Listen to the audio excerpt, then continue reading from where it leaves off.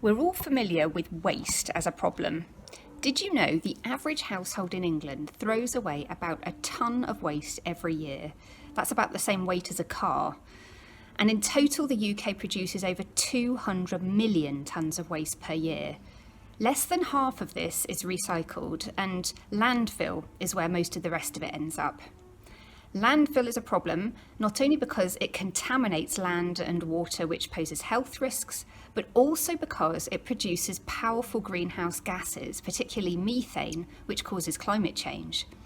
Overall, waste causes about 6% of the UK's emissions. But this problem of waste is more fundamental. It stems from our relationship with stuff. There's growing consumer demand for material goods, bigger houses, cars, more appliances, laptops, mobile phones, clothes, furniture, and more packaging on our goods, including on our food and drink. Single-use disposable items, things designed just to be used once and then thrown away, are everywhere now. For example, up to 10 billion disposable coffee cups are used every year in the UK. And it's not just disposable items that are the problem. Appliances, mobile phones, all sorts of products are designed to be used for just a limited amount of time. A phone, for example, might last a couple of years and then fail. And often they're more expensive to repair than just to buy a new one. Or it may not even be possible for customers to repair them themselves because of the way that they're made. This is called planned obsolescence, and it means consumers have to regularly replace things, and businesses make money this way instead of making things to last or which are repairable.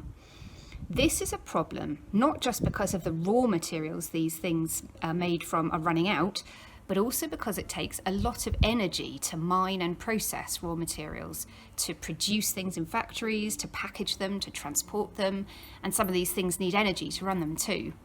And all of this energy together creates greenhouse gas emissions that cause climate change. In fact, in the UK, over 2/3 of the country's carbon emissions comes from the physical stuff that we buy. 2/3. And there are often negative impacts on workers, local communities and ecosystems from how materials are mined and produced. So what can we do about these problems? Well, we need to change behaviour and to think differently about what we buy and about what we do with our waste. And we need to design products differently so that they're lighter weight, use less energy, last longer, can be reused and repaired and eventually recycled. Ultimately, we need to reduce our waste by around 65% by 2030 if we're to reach our net zero climate target. That is a big change. How can we achieve it? Well, the concept of the waste hierarchy is really helpful here. The waste hierarchy is reduce, reuse, recycle. And the order is important here, with reduce at the top being the most effective, recycle the least effective. So first, the best thing that we can do to avoid all of these negative impacts that I've just mentioned is to reduce the amount of stuff that we buy in the first place.